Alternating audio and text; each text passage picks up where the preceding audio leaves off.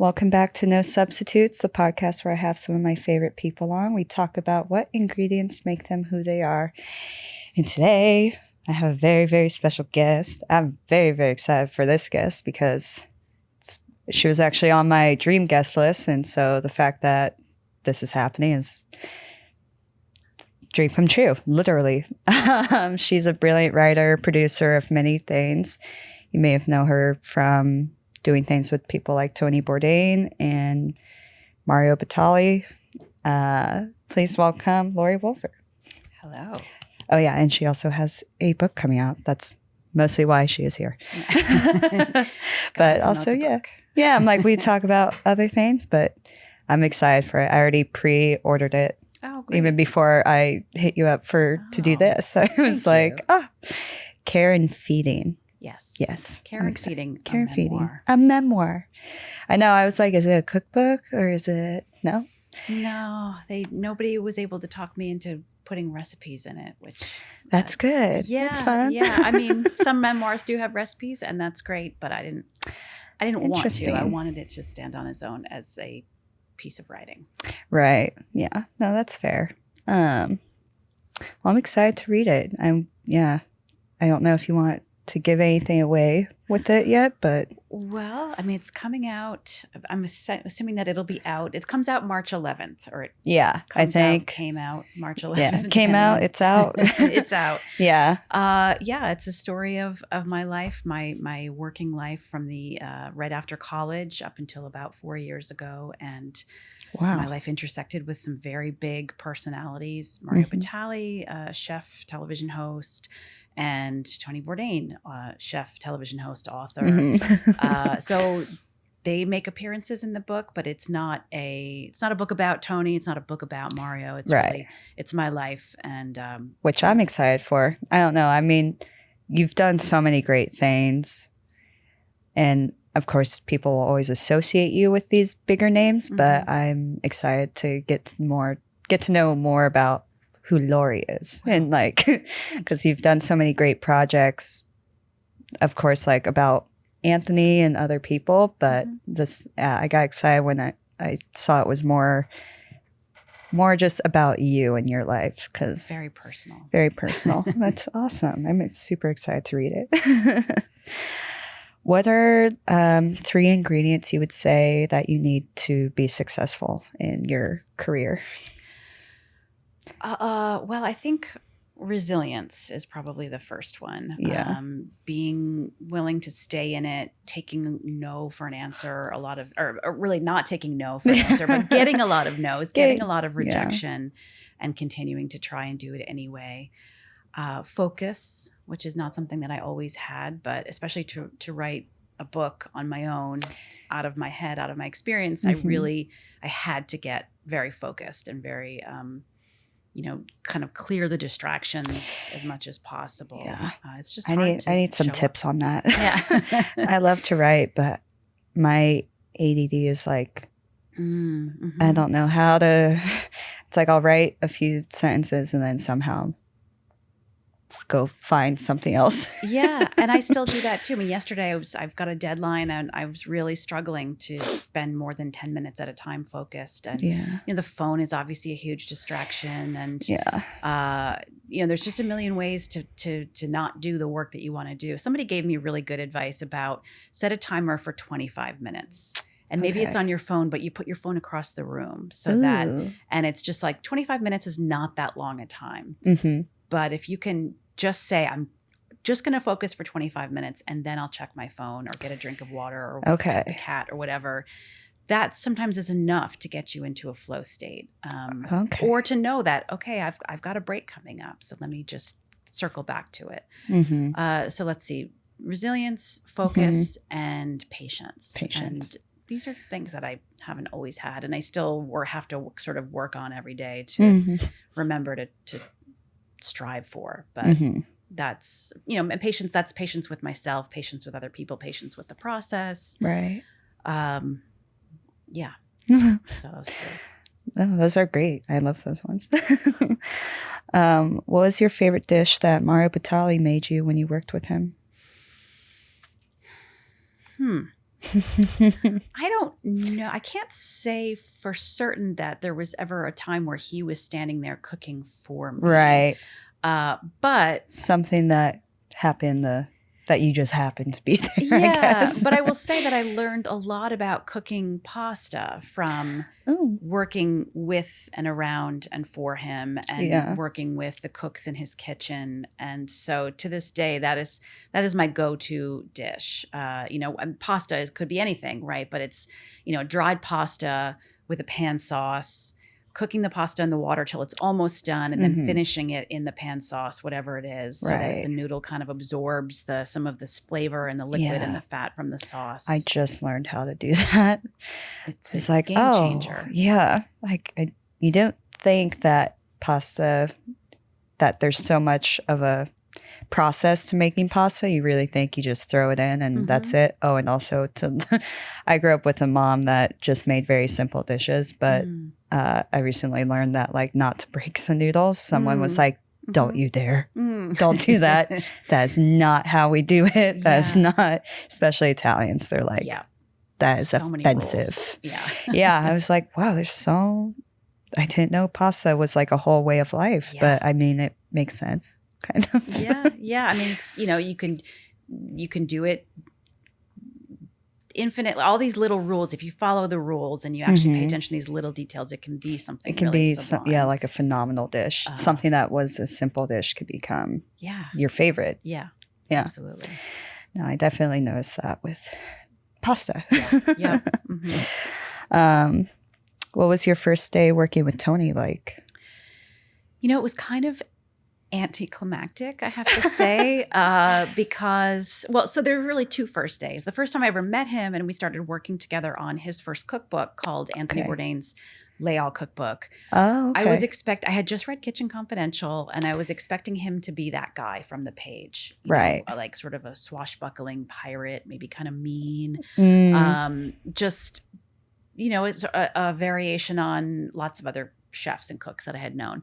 And that was not the case at all. He was really soft-spoken, so a little bit socially awkward, a little bit, not the pirate from the page. Very professional.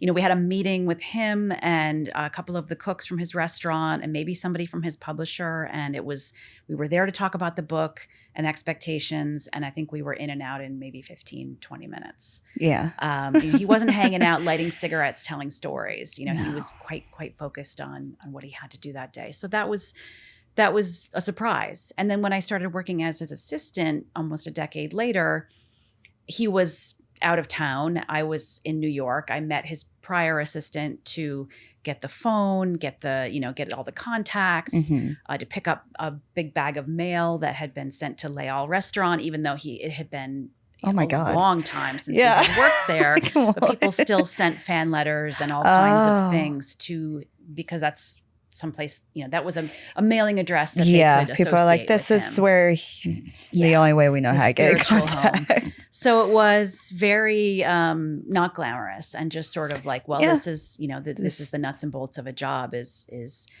the phone, the mail, the addresses, all of the contacts. So, but it was great. Yeah. I feel like with writers, they're very good at, especially with, I don't know if your memoir will be like this, but with Kitchen Confidential, I feel like he loved that guy. The person he was writing about, I feel like that's who he wants to be too. But in real life, we're all just a little more awkward, just a little more shy. Yeah. Imposter syndrome. Like even to this day, I feel like people are always shocked at how I'm like, I get nervous. I'm nervous right now. I'm talking Laurie Woolever. Of course I'm nervous. But yeah, I don't know.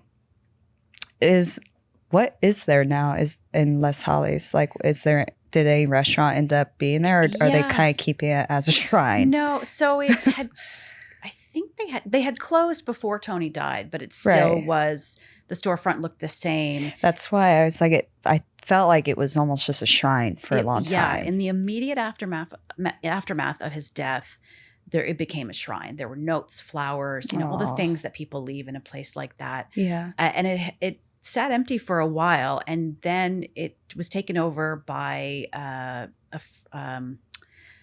think it's somebody who is more comes from the cookware space, more so than a chef, but they sort of transitioned into being a restaurant owner. And so it's a French, I guess, somewhere between a brasserie and I don't know what other a bistro. Yeah. And I think it's been zhuzhed up, it's been cleaned up. Okay. I think the bones are kind of the same. The way that the room is laid out and the sort of general flow feels very familiar, but also different than it was at Les Halles. And I think they're trying to strike a balance between being something contemporary and sort of paying homage to Tony. Okay. So I've been there once. It was different. It was, the food was good. It didn't feel like Les Halles, but it was, French in spirit and execution. So it's hard, it was a ghost of a restaurant before he died. And then it, took on Even this more added weight because of his death. And, it's not perfect, but it's still there. Yeah. I think it'd be hard for anyone to try to take over that space. Yeah. And want to have something successful, but also still have an essence of what people knew it as. Yeah. I will never open up a restaurant, so. Same. How do you decide when you need to cut a recipe and move on to something else when writing? Like when you've written the cookbooks and stuff. Yeah. So this came up. Tony and I wrote a cookbook together that came out in 2016 called Appetites. I own that one. Yeah. Oh, good. And there were some recipes there was one that we just couldn't get it. We couldn't make it work for the home cook. And it was a really simple lobster dish it was lobster catalan that he had on the beach in Sardinia. Oh, okay. And it was this beautiful memory. I think they did it for television. His ex-wife spent some of her childhood in Sardinia, so there was a lot of family connection there. Nice. And trying to translate that, rough on the beach Sardinian experience to a kitchen, it just wasn't translating. No. And he said, you know what? This is just, people are going to be disappointed.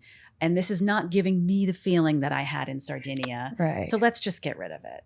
So that was one instance. There was another instance where there was a recipe, somebody else's cookbook came out while we were editing ours, and they had an extremely similar dish. It was a pasta with uni and butter and maybe caviar. Oh, wow. And it was, beautiful, simple, perfect. Yeah. And it was adapted from his good friend, Chef Eric Repair. But somebody else picked it up before we did. And so we didn't want to go second. So we cut that one. So it really depends. It's always about the circumstance.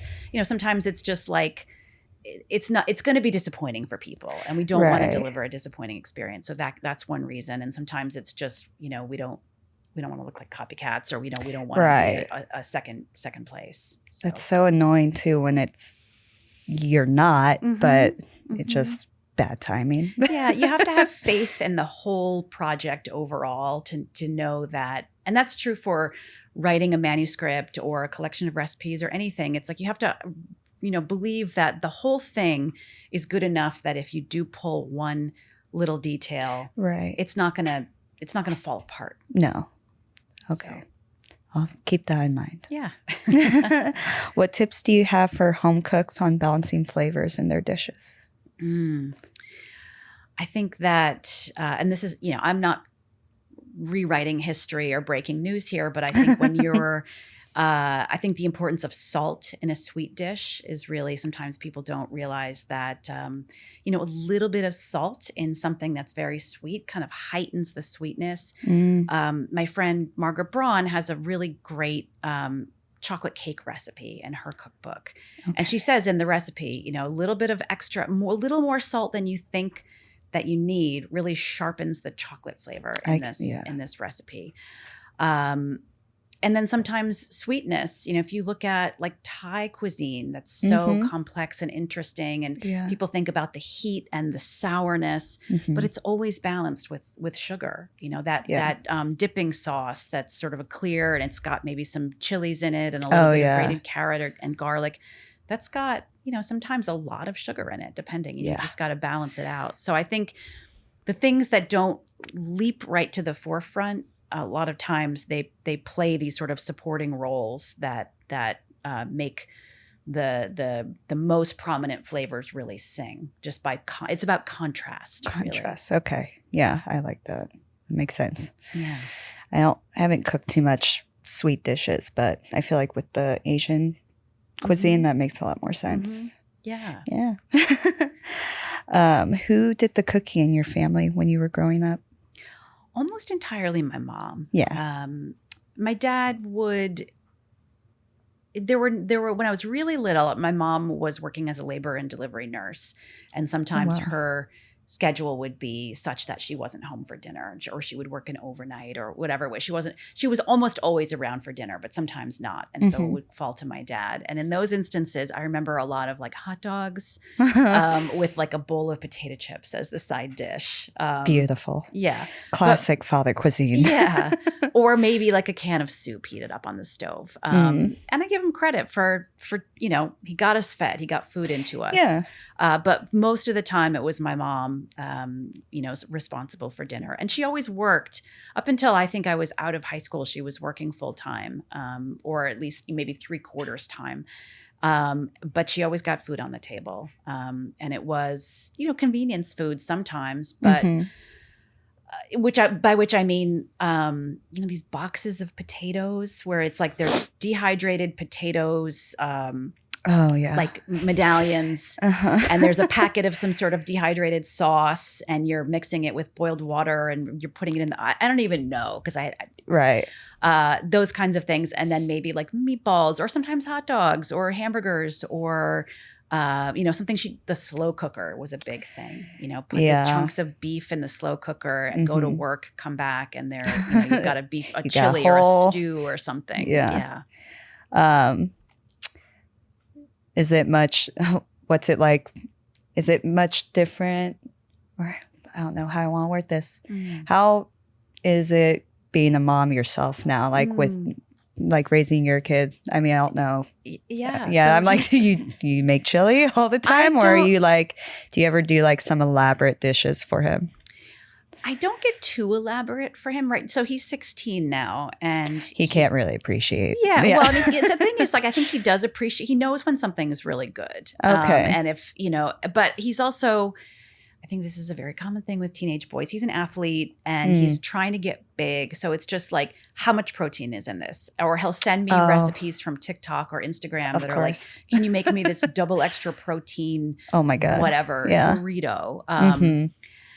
And it's cute, that he is taking an interest or and trying to get involved in the process as far as like that burrito looks delicious. I won't necessarily do it the way that they do it on TikTok, but I'll be like, okay, well we can start with, you want a burrito with a lot of beef in it. We can go from there. So we do a lot of burritos. We do a lot of tacos. I'll do pasta, but I'll do like double meat. So it's like not as much carb as it is meat.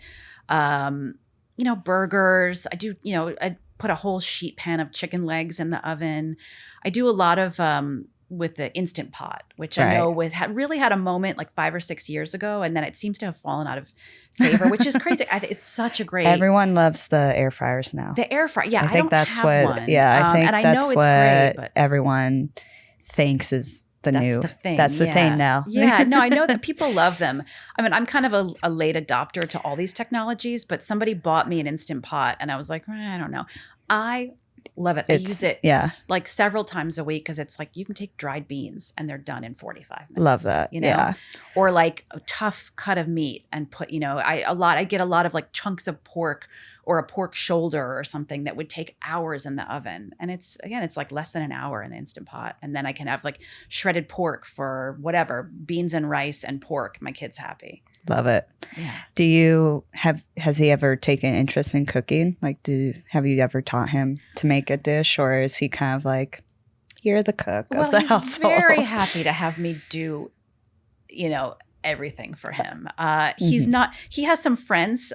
These two brothers. Their dad is a great chef who has a restaurant in our neighborhood, and they really know how to cook. And I'm like, look, like Caleb, he's 2 years younger than you, and he's making omelets for the whole family. And it's just not. It's not where his interest lies. But every once in a while, he will.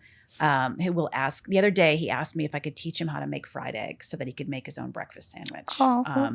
So I don't start. Yeah, I don't know that he's ever going to be someone who does a lot of cooking, but I think I play a part in it because it's a way for me to show him love, and like I'm really good at it, and I can do it quickly and efficiently. Yeah, and I don't have, again, back to patience. I don't always have a ton of patience. Like I mean, teachers are saints as far as I'm concerned. I'm not like a very patient teacher, so I'm not necessarily inviting him in for a cooking lesson. That's but fair. If he wanted me to, I would teach him. Yeah, I didn't know I could cook until I worked in restaurants because my mom was the same way. She's like, no, just stay. Yeah. You don't need to be in here. Yeah, it's like an extra job to teach someone who doesn't know what they're doing. So my mom never taught me how to cook. So when I started working in restaurants, they're like, oh, is this like when she would come visit and like sit at the bar and I would cook for her? People are like, oh, is this where you get your cooking interest from? And I was like, nope. She does not want me in the kitchen. Now she does, because now I know how to make more things than she knows how to make. Right. Once you're competent, then you're welcome in the kitchen. She's like, well, you go get your training somewhere else and then you can come share it. Totally get it. Well, speaking of family and recipes, what is the best recipe you got from your family? That is a good question. Something that my mom made, I don't know that I've ever actually done it, but it sticks in my mind because I feel like it really tells the story of our family. My dad was a big hunter, fisherman, really avid outdoorsman. He still is to an extent, but he's older now and he sort of has cut back on what he does, but always been a fisherman. And so we lived, nowhere near the ocean. So it was lake fishing. Oh, okay. So he would often go fishing for perch in Lake Ontario, which is in New York State, or Oneida Lake, which is also New York State and nearby. So perch was kind of the big catch. And my mom would make something called poor man's shrimp. And because shrimp is expensive, we were nowhere near the ocean, so the shrimp was probably not even that good if we could afford it or get it. So she would take this perch, was like a firm-fleshed white fish, and poach it really quickly, and then ice it, and so it was like a shrimp cocktail. Wow. And cut it into chunks, and we would dip it into cocktail sauce, and it was delicious. Or she would do poor man's lobster, which would be poached but leave it hot, and you dip it into butter. So I love that. It was something that I wouldn't say the fish was free because of course there's costs associated with going fishing, but if you've got the equipment, you own a truck, you get the fishing license, it's pretty a lot more economical. Yeah. I've never made it because I don't have access to lake perch now living in New York City, but it's something that really it sticks with me. Nice. Okay. Poor man's shrimp. Yeah. I'll be the title of the episode. What's a life event that shaped you? I'm sorry, can you repeat that? Sorry. What's a life event that shaped you? God, I was thinking about this morning. They all shape you, right? Everything that happens kind of pushes you into one path or the other. But I would say that one that really changed my life dramatically was having a kid. Yeah. And I think that's, probably a very common answer, but it's very true. And it changed my life right away. Just knowing I was pregnant, right? That already sort of like put me on a different path, and then actually having a kid and then getting sober. And in part because I realized that I was not being a very good mom as a heavy drinker and as somebody who smoked a ton of pot. He was always safe. I always loved him. I always took care of him, but I was pretty checked out for a lot of what was going on. And so I don't know where I would be now if I hadn't had a kid. Right. I would like to think I would have figured things out for myself, but yeah, he definitely made it more imperative. yeah, I can imagine. Yeah. Did becoming a mom like really change anything with your career, or did it make you more motivated to like stay and keep writing and do all the projects that you did? Because I'm always shocked when people, not shocked, but it's just crazy when someone can have so much success and then also still be a mom. Yeah. I'm like, we deserve the world. Yes. Yeah. Well, it definitely changed things for me in terms of I was working full time at Wine Spectator magazine when I had my son, and I found it difficult to go back to that full time. I did it for a little while, but it just represented, it was just much more difficult to, just all of the things of having an infant, getting dressed, getting out of the house, taking him to daycare. Mm-hmm. I was pumping because I was still breastfeeding in that time period. So I was pumping at work and then having to, just deal with that. It's just the logistics of keeping the milk cold and then taking it home on the subway and keeping it, and it's just logistically challenging. So the advent of having a child got me to reconsider what I was doing as a full-time editor. And that just happened to coincide with Tony Bourdain needing a new assistant and me saying to him, like, I'm looking for some kind of part-time work where I can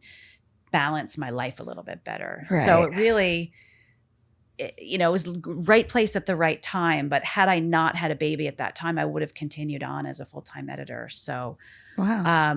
And I do think that it slowed me down a little bit to have a baby, to just sort of figure out how to use my time, how to get my energy back, how to get my focus back. I mean, my brain anyway, felt like it just was sort of blown apart. My whole life felt blown apart when I had a baby, and it took me a couple of years to put it back together again and ask myself, what's my ambition?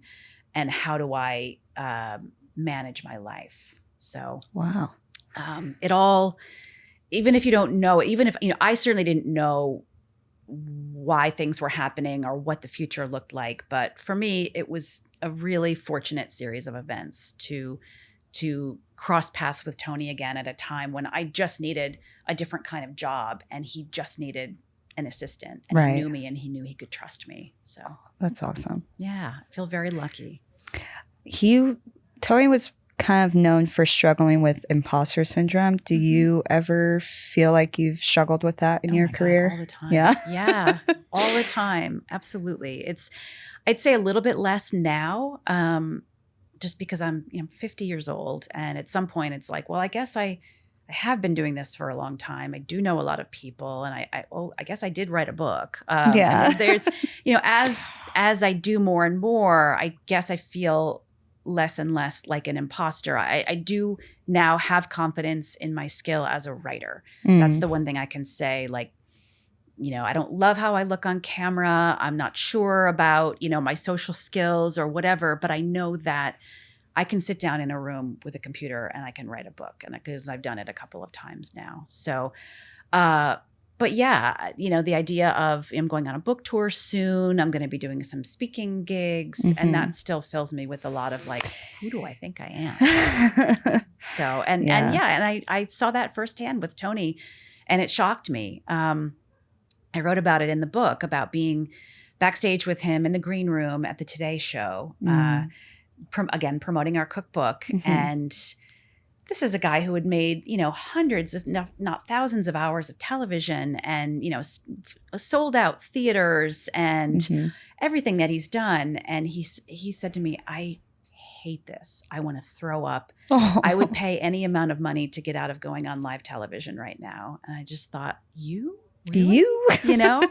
But yeah, we all do, I think. Or if you don't, like, you're on some really good, I don't know, beta blockers or, delusion. Yeah. I just found out about beta blockers from like the Oscar. Like everyone they interviewed was like, they're like, how do you do this? Beta blockers. Yeah. Every single person was like, I could not do this if I was sober. Well, I guess, Yeah, unmedicated. Unmedicated. But yeah, that's same thing. Like everyone always asks me, like, does this get easier? I'm like, no, not really. I mean, but I'm at the point in my life where I'm just like, I mean, I love this. I love that I get to interview people like you and get to talk about your life and food.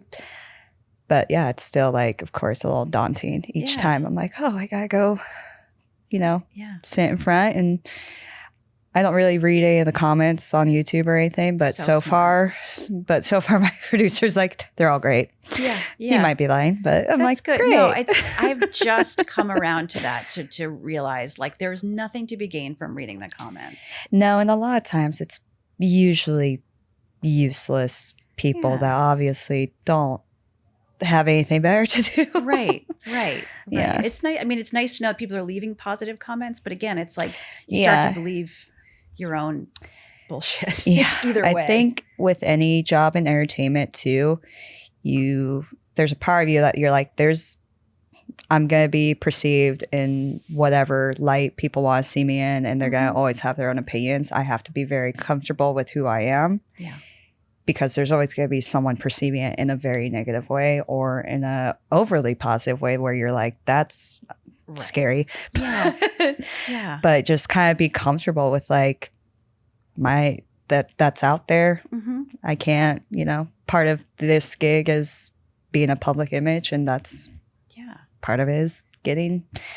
So just kind of not taking any of it personal, whether it's positive or negative, has been really what's kept me comfortable with doing any of this. But did you learn anything new about yourself while writing your book? Oh gosh, that's a good question. I think so. It feels so long ago that I actually was writing the book. But yeah, I think even more than learning something new, I think I remembered things, or I rediscovered things. I kept I've always kept journals and diaries. Oh, wow. That's nice. So you can just it's really, really helpful, especially going back, to the late 90s and early 2000s. It was a long time ago now. Wow. And I was really struck by some of the things that I was thinking about and the things that I remembered and documented, specifically around working with Mario Batali, who if listeners don't know, there was his behavior was called out in 2017 in the height of the Me Too movement, and he suffered a lot of consequences. He was fired from his television show. He had to divest from all of his restaurants. I mean, he's really left public life because of the things, the allegations of abuse around his behavior in the workplace and in other places. So this was something, and I wrote about this. I wrote about my own firsthand experience of working for him and what I saw and what I thought at the time. But I didn't really remember, because it was so long ago, some of the specific things, and the fact that there were times I remember there was a time when he grabbed my ass, and I that didn't leave my memory. But there was another time when I saw him kind of be inappropriate with somebody else at work. And I saw it happening, and he kind of made eye contact with me while he was doing it. And then later kind of let it be known to me that just like, I'm in charge. This is my restaurant. I'm going to do what I want. And I had completely forgotten that little incident, but I had written about it in a journal. So to have that, and to have recorded my sort of complicated feelings about what that meant, and was I complicit, and just how to reconcile that with the fact that like this was a great job, Right. I wasn't paid particularly well, but the access and the education. So yeah, I that's the kind of thing that I relearned, I guess, is that I always had these complicated feelings, and I was always trying to figure myself out and figure out how to react. And it was, during a time when people didn't speak up. So it was like, what do I do? Yeah. Am I allowed to? Yeah. Yeah. It was a scare. I mean, wasn't scary. Like I walked around feeling scared all the time. But when I did, Mario grabbed my ass at work and I spoke up to him directly, very quietly, immediately. Yeah.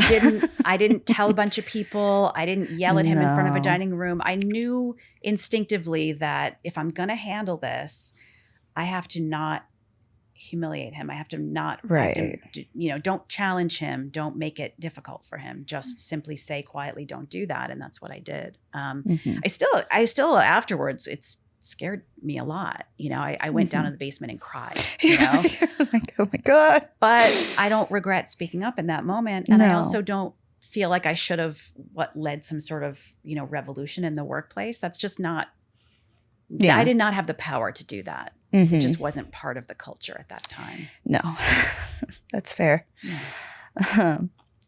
If you could have one last meal with Tony, what would it be? Well, so I was telling you before about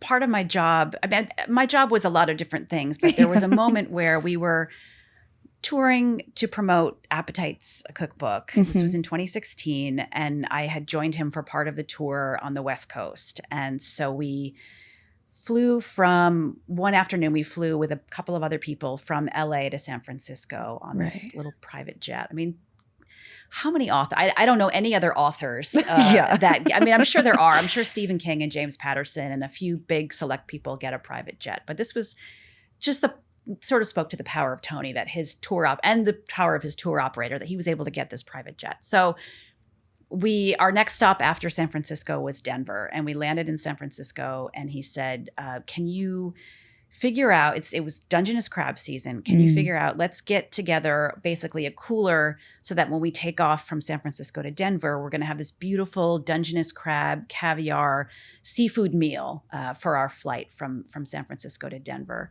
So, and I actually was I didn't get to go. I was leaving the tour at that point after San Francisco. So I didn't fly to Denver. I didn't get to do that meal, but I put it together. Right. I talked to some chefs. I pulled some strings. I ran around town and put together this incredible dinner.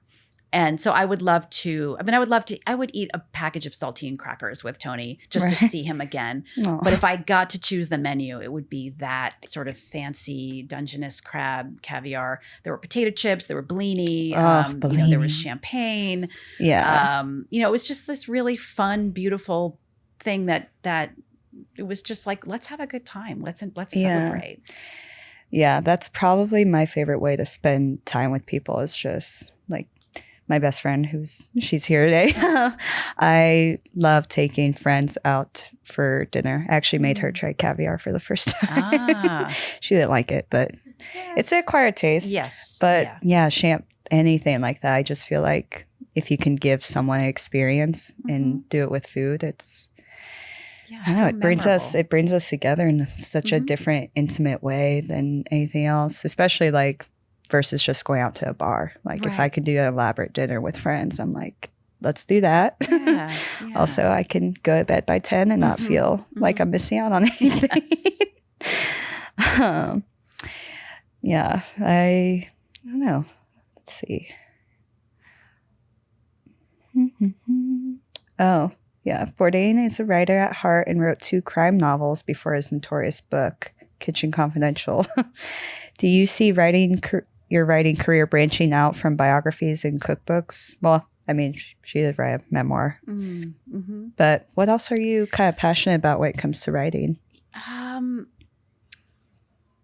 I would like to continue helping other people tell their stories. Yeah. Having just told pretty much my own entire story. I don't know that I've got another memoir in me, although, life is short, life is long, maybe there'll be some other, incredible stuff that happens that is worth writing about. But, I have a lot of practice helping other people with extraordinary stories get that on the page. So, and part of that comes into play with cookbooks. I'm working on a cookbook now with a chef called Ryan Bartlow. He's got a restaurant called Ernesto's here in Manhattan.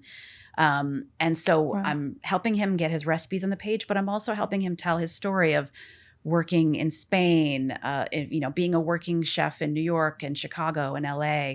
Wow. So I really love doing that. Yeah. And I would love to do that even for someone who's not part of the hospitality world. I think there's all kinds of people that have really interesting stories. The dream would be someone who's, super high profile because to be quite blunt, you get a great big advance. Right. And, it's not the easiest thing in the world to support yourself as a writer. I mean, I've had a couple of good years and I've had some really lean years. I'm lucky I've got, a dad that can, lend me a little money when things get tight. But so, yeah, to sort of put it out there in the world, manifest it, like, whoever the next Prince Harry is that needs a co-author, or I'm ready to do that kind of thing. Has Eric come out with any books? Eric Ripert? He did. He wrote his own memoir called 32 Yolks, which is beautiful and really fascinating. And he's written a number of cookbooks. I worked with him he wrote one called Vegetables Simple. That is exactly that. They're simple, beautiful vegetarian recipes. Ooh. And if you think there's nothing else to be learned, there's a million vegetarian cookbooks out there, but this one he takes all that technique, that beautiful, in some cases really, really simple, mostly really simple technique. So like there's a broccoli soup that's literally just broccoli, water, and butter. Wow. And it's delicious. So I worked with him on that. I did the recipe testing and editing for that. So yeah, I have all these different skill sets around writing books and helping other people write books. I'd like to, if there's somebody from history, an interesting biography, but I'm kind of starting to think about what the next thing is. But helping somebody that's got a great story to tell their story is kind of where I'm aiming right now. Okay. So no crime novels. No. I don't think I didn't even know that he wrote crime novels. Yeah. I mean, he was such a fan of the genre. He was such a fan of spy movies and spy novels and Sherlock Holmes. His brother told me this great story of they were teenagers and they had to go to France for the summer to help a family member get their house ready to sell. And they brought like the collected works, the entire Sherlock Holmes, bibliography and read the whole thing over the course of the summer. So he was really such a student and a fan of mystery and spy and intrigue. And so it made perfect sense that he would write, crime novels. Well, I'll have to check that one out. I think I've read all of them that you've wrote too, but I think I'm doing Nasty Bits right now. That's the book I'm reading. Which is great. I had some friends. It was a birthday gift 2 years ago. Had some friends find someone and buy the book from them that had a signed copy, but the person died. So, but it was it says so to Willie from Anthony Bourdain, and then inside I found this little book, this little card. He went to some thing that Tony was speaking at. I guess it was like some conference or not conference. I don't know what to call it, but he was talking about, I guess, that book. And so it's like from 2000, I don't even know what year it was, but it's so crazy. Like 2005, I think. Okay. So it was just like, I had this book, it's signed by him, and then that little card. I'm like, oh. So that's the only connection I have to Tony. Yeah.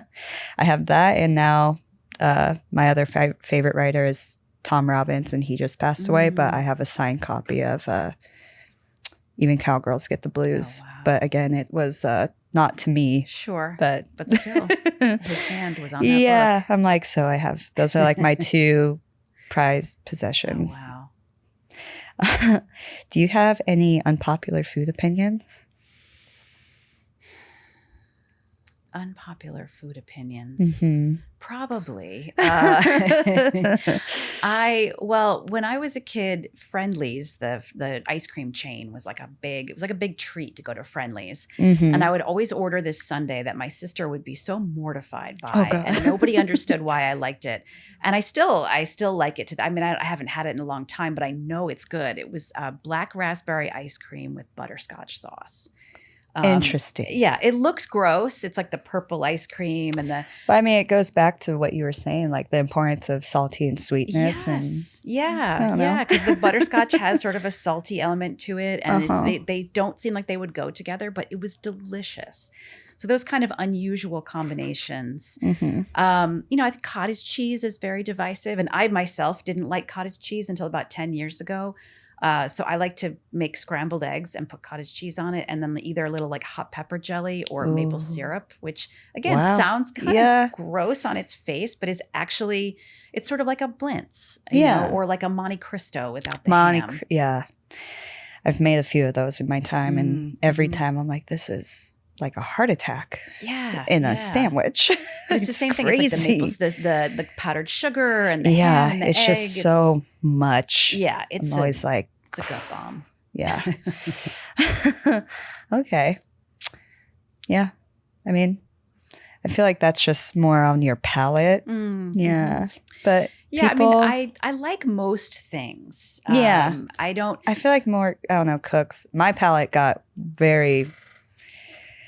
a lot more, what's the word I'm looking for?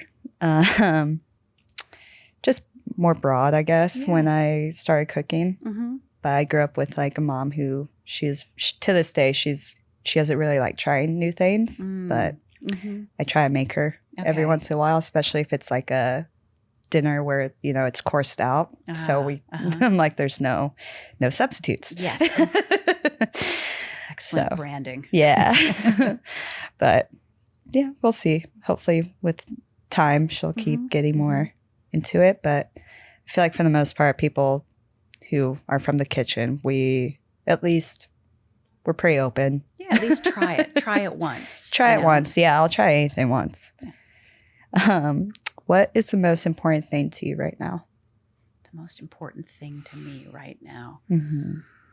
Ooh, well, I'm trying to protect my peace, which is very challenging all the time, I guess. I just living in this world, right? Things feel really chaotic and unpredictable and out of control right now. Just living in the United States, whatever your political feelings are, things are changing. Things are, you know, things that we always assumed would, at least I did, things that were immutable and felt like just bedrock institutions are now up for debate and question. And that's really, so, you know, it's very easy to sort of run around like a chicken with your head cut off, screaming and trying, we got to fix this. We got to change this.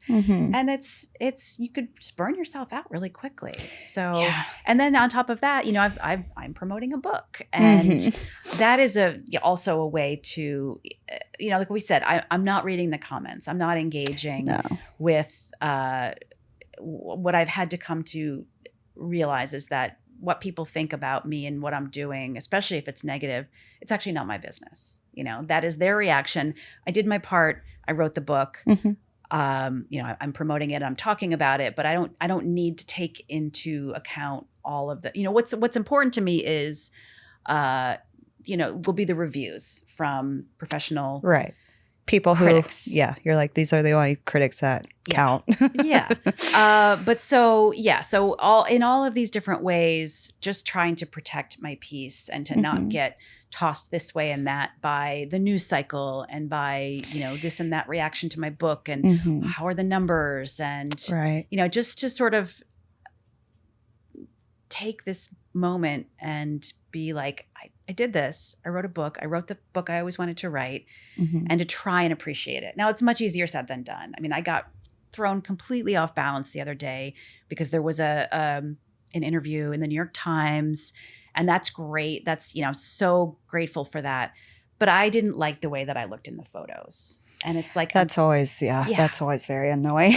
And I'm 50 years old. And at some point it's like, I thought I would get over that. And I care less than I used to, but it turns out I still do care. Yeah. And I had a hard time just going, isn't this cool? I had an interview in the New York Times for the book that I have that's just coming out. All I could think of was, my face looks fat. Oh my God.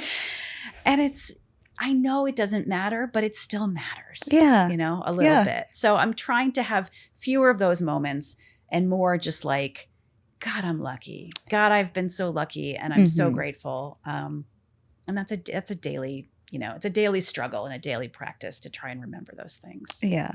I saw someone post the other day that humans, we were not supposed to like look at ourselves as much as we do. So I always try to remember that. And also, I don't know, just remembering like energy and the like inner light, I feel like is like what I want people to be attracted to. But yeah, of course, at the end of the day, I'm like, oh, go do a photo shoot and I maybe like 2 photos out of the 400. Yeah. It sucks because it's just like, there might even be like better photos in here, but I'm not going to post them because I don't want people to see me in that angle. But people are probably like not even paying attention to these details that we pay attention to. Right. They're not seeing you in the way that you see yourself. They're not zeroing Our filter in on your is flaws. so different and versus what they see. Yeah. And same thing when I feel like when I see other people, I'm like, wow, this is such a beautiful human being. And same thing. It's even those people are like, oh, I hated that photo. Oh, I hated that shoot. I'm like, look great. I don't know. Yeah. But yeah, we all just, I think it's so good to remember we have our own little filter, unfortunately, for ourselves. And right. And it's the culture. Just be like, oh, I just gotta be okay with it being out there. Yeah. Well, and now everybody's got a little mirror in their pocket. Literally. All the time. That's why I'm like, anytime I go, even when I take selfies, I'm like, feel weird. I feel weird doing that. It's so normal, but there's a part of my brain that's like, this is weird that we do this. Yeah. And a lot. We do it a lot. Yeah. We look at ourselves a lot. And we didn't used to. I mean, back when, I'm old enough to, back when we had film cameras, right. It was not a common thing to turn the camera on yourself. People always did it. And there's, of course, a whole tradition of art photography that's the self-portrait, but it was not as normal, nor were we taking pictures of our food, nor were we taking, daily videos and photos of our children all the time. It's like, this is really, I think our brains have not caught up to the ubiquity of cameras in our lives. Yeah, that's crazy. That's so crazy to think about. There's people out there that have documented electronically their whole child's life. Because I'm like, I'm still from a time period where I have like a physical book of like pictures from my childhood. Yeah. And I have a sister who's a decade younger and everything my mom has is like on her phone of her. Wow. Like, that's so weird. Yeah. It's crazy. And like when you have this physical photographs, it's like these are discrete moments in time. Exactly. It's weird. I don't know. It's too much. Yeah. Well, where can the fans find you? So I have a website, which is lauriewoolever.com. And that's got kind of everything, book tour dates, stuff about my books, writing, audio stuff. I have a podcast called Carb Face for Radio. Yes. So that's on all the platforms. And I'm very active on Instagram, despite my sort of trepidation about social media. I mean, whatever. I love it. It's so much fun. Like, I'm not even going to dog Instagram. No. Like, I chat with people there. I put funny stuff up. I don't put up a lot of selfies because I just feel like that's not my vibe. I love all your food photos too. Oh, thank you. So I'm on Instagram it's just at Laurie Woolever. And I again I'll put up book tour stuff, news, whatever, but also just a lot of like weird stuff I find on the internet and, pictures of my cat and, sometimes stuff about current events. Yeah. Awesome. Well, and you guys know where to find me at Lumi Ray everywhere. Thank you so much for joining me today. This was like I said, dream come true. So I was expecting an interview like this to happen more like down the road in my career. So thank you for for coming and talking about your book. I'm so excited for it to come out. Yeah, Care and Feeding. Care and Feeding. Yeah, make sure to check it out. Go pre-save. Well, actually, I'll probably be out by the time this comes out, so go buy it. And thank you so much, Laurie. All right, thank you. Yay.